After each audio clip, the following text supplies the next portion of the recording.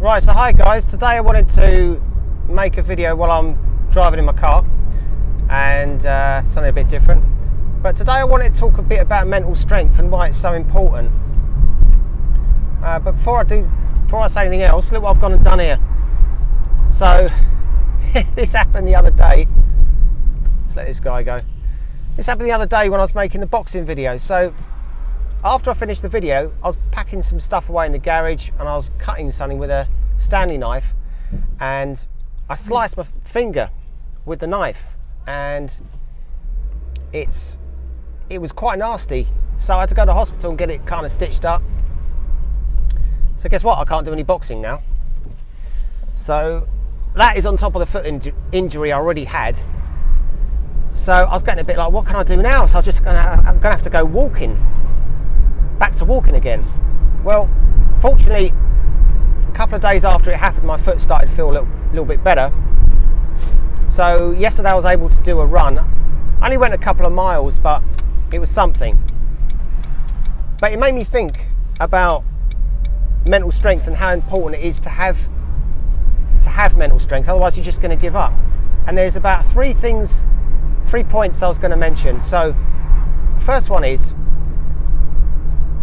do the best you can in your current situation. So if you've got an injury, try and work around it. The second one is, don't be a perfectionist. So don't think just because you can't go running or boxing, whatever, oh, there's no point, I'll just wait till I've completely healed and I won't bother. Because that's the first step towards giving up. And the third one is, don't hang around with negative people. So you want to surround yourself with positive people who are going to encourage you. And this applies to everything in life. So whether you're trying to start a business, or with your work, your relationships, if you're constantly listening to people who are being negative, it's going to affect you. So there was a couple of people I was going to mention that I've met throughout my life who are examples of negative people.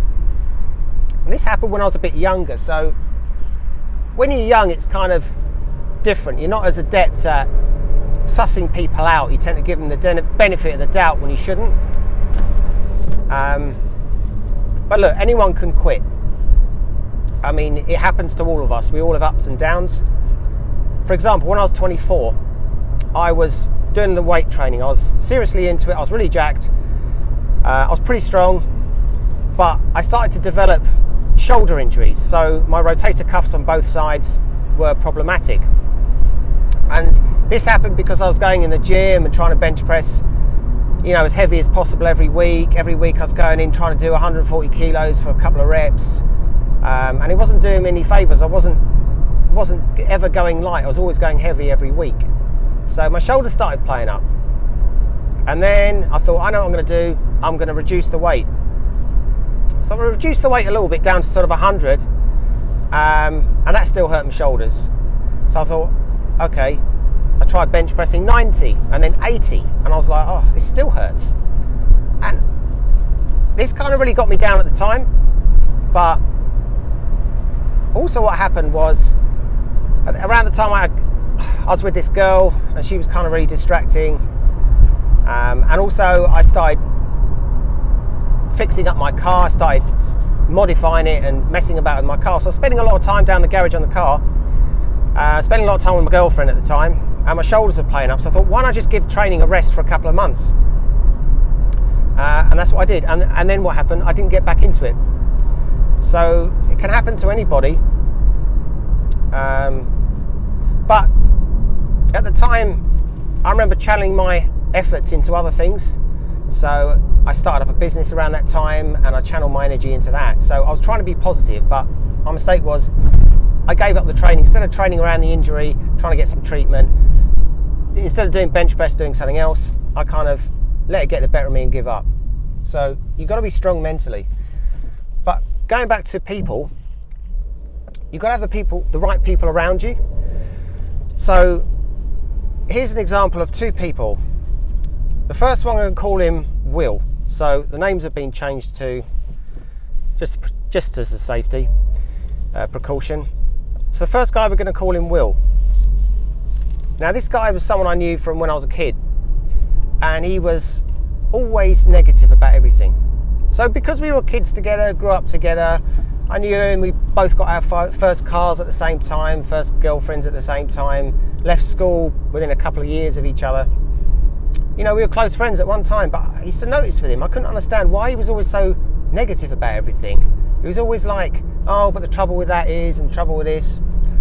And I was always very positive and trying to make the best of things.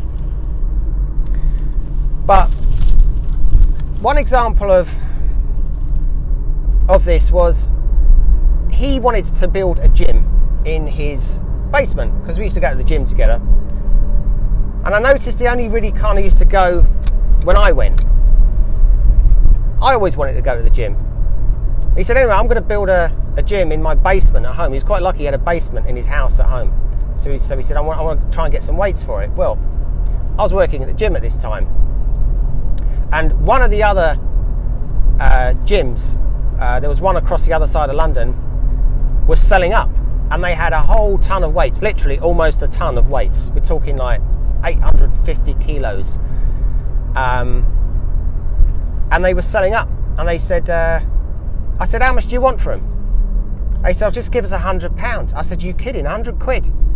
So I rang up my mate Will, and I said, listen, there's a bunch of weights going for peanuts. I said, this lot would be worth fortune. I said, we'll have to go and get it. He said, yeah, great. So we were like, how are we going to get it there? I said, I know what we do. We hire a van. He said, oh, I don't want to drive a van. I said, why? He said, oh, I'm scared I might crash it. Okay, all right, fine. All right, tell you what, I'll hire the van, you give me the money, and we'll go pick it up. We're going to need two of us to pick all these up. And literally, there was a whole dumbbell rack starting from 2.5 kilo dumbbells all the way to 45 kilo dumbbells. That's each. So it's 100-pound dumbbells and 5-pounders at the bottom, right? At the whole set, he had racks for the dumbbells. He had a whole load of Olympic weights. You name it. It was so much stuff. We loaded up this van and we put them in his basement, and then he continued using them for a few years. But he eventually just gave up the training, and then he had it all downstairs. I thought, okay, you don't want to come to the gym and you don't want to train at home. All right, fine. And there was not really anything major going on with him. He wasn't like stressed out. He was living at home with his parents. He had it pretty easy. Anyway, the day comes when they're going to sell the house. And he's got all these weights down there. Anyway, he had a lockup, and it's basically a garage, a bit like the one you see in my other videos, like a garage like that. I had one on the site I was at, and I said, well, I'll tell you what, when you move house, why don't you just rent a garage to put some stuff while you're moving, because there's always going to be like stuff that needs to go somewhere. He said, that's a good idea. So they bundled a load of stuff in there, and I said to him, because there was like a transition period while they're moving house, and he needs somewhere to put it. I said, why don't you stick the weights in there? He said, oh, I don't know about that. I said, well, listen, we got them for 100 quid, right? You paid 100 quid for them. You could sell them on eBay or anywhere for like 1,500 quid. Because at the time it's about £2 a kilo. So you get a lot of money for them. He said, oh no, it's a hassle though, isn't it? I said, well, what are you going to do with them? He said, oh, I'm just going to sell them to the guy who buys a house. I said, all right, well, what did you pitch them for? He said, oh, I just told him, just give me 100 quid. I said, you what? I was like, mate, you've just missed out on an opportunity to make 1,400 quid. Even if you got 1,000, you would have made 900 quid. He said, nah, I can't be bothered, it's too much hassle. I just thought, you know what? You get on with it. You do you, I'll do me. I just thought, how can you miss an opportunity like that? But yeah, I mean, he was one of those people. He just always used to see like the negative side to everything. Couldn't be bothered. Was kind of lazy, and we just drifted apart. When I was about in the 30s, I just thought, you know what? I don't need this in my ear the whole time. Every time I have a bright idea, you kind of start raining on my parade. So yeah, that was him. And sometimes when you're young, you don't learn. And there was an example of another guy I used to work with, this guy. So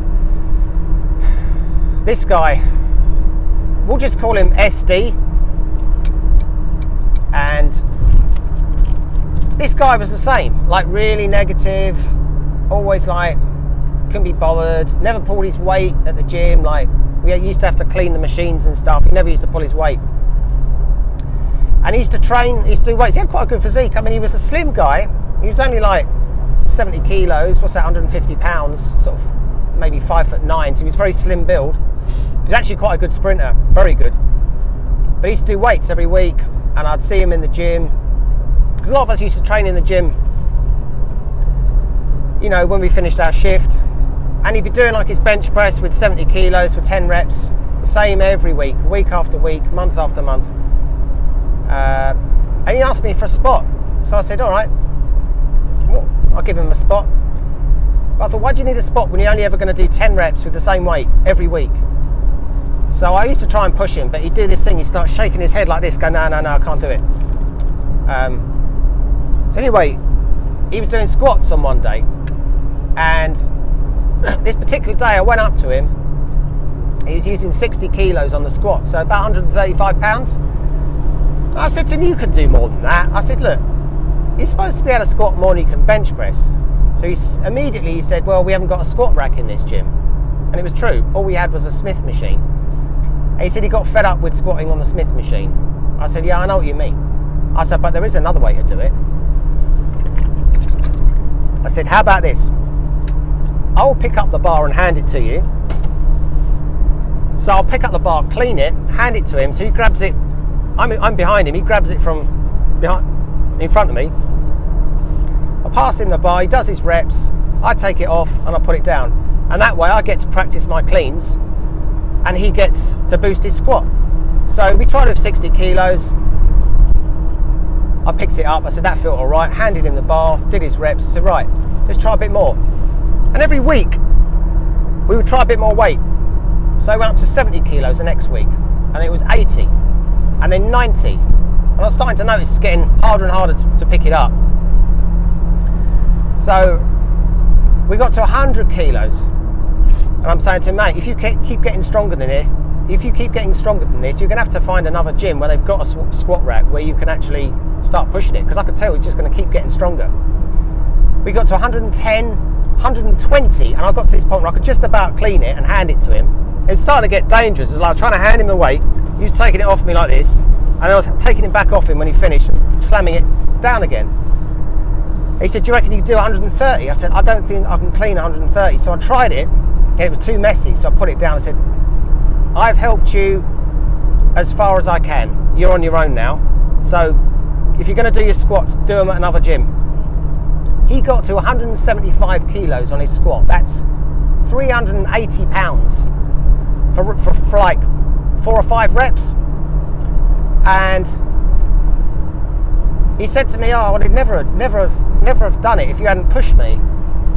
And I at the time thought it was worth it.